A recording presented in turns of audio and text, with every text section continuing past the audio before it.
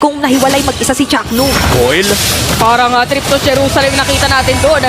Si Atoy R ang sasalo namang, uy, grabe may balitan dito, haharap o lilikod. Napagandang petrify pero may sagot ng final slash at sa taho pa ng final requiem. Ang dami mga players dito nang minanaibot ang biglang nawala. Double kill pa, triple kill para kay Big J! At maagang New Year ang hatid ng Omega.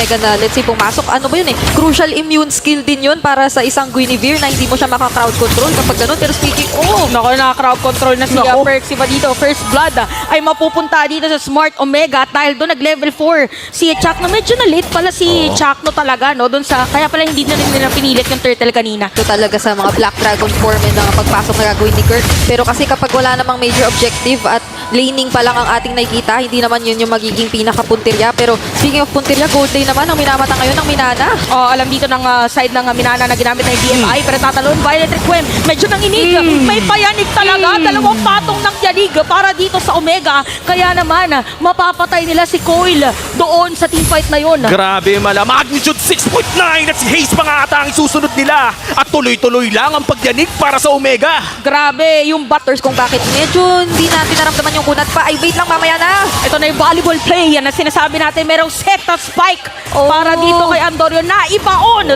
Yung sinasabi nga na patong-patong mga skills. Alam din ni Okir. Si Okir yung may pinakamataas na teamfight participation. Lahat pwedeng hawakan ginamit na kay Astral Echo. Ito na yung Dragon.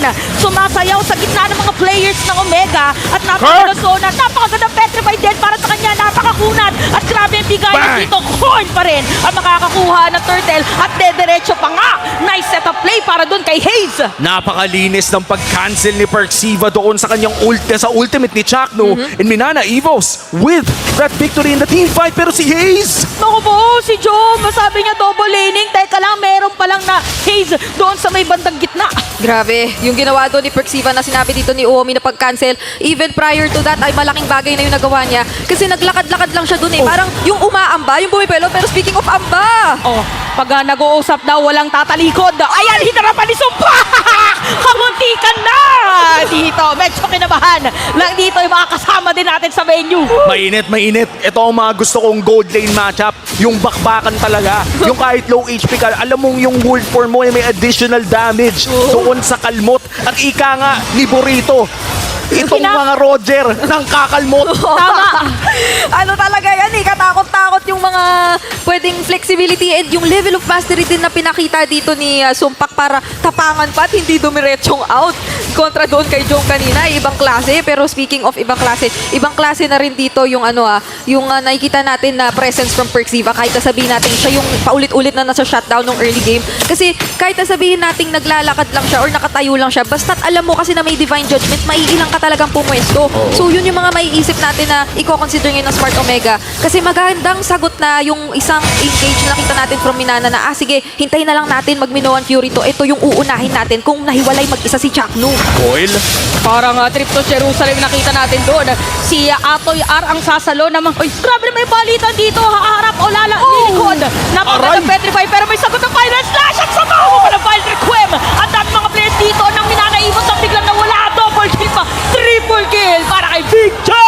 At maagang New Year ang hatid ng Omega. Pumasok sa barangay, tila may piyesta. Nagsitalo na ng lahat at nagsimula na nga ng Lord. At ito na yung parang lechon na handa nila, unti-unti na ng Omega.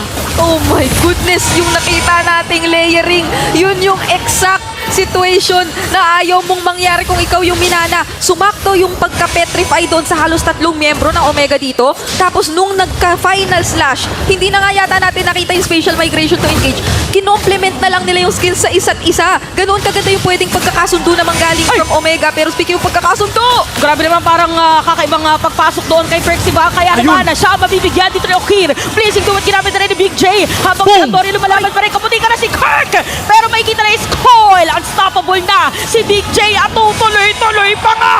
Double kill na. Nako, napunta ata doon sa dulo ng swimming pool. Masyadong malalim yun, boy.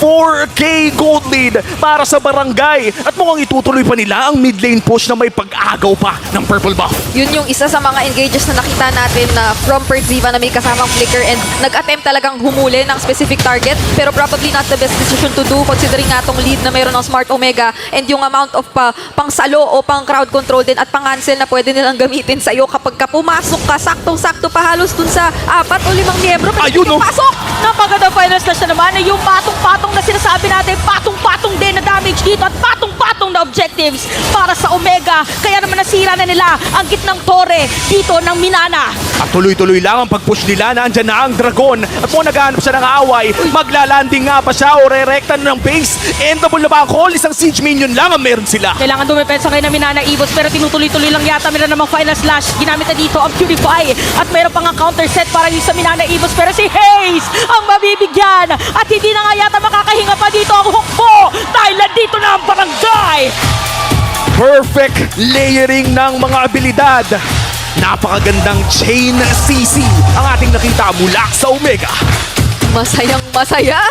Kitang-kita. Kahit yung mga nasa likod na kabarangay ay nagdiriwang sa tuwa. Tamang-tama yung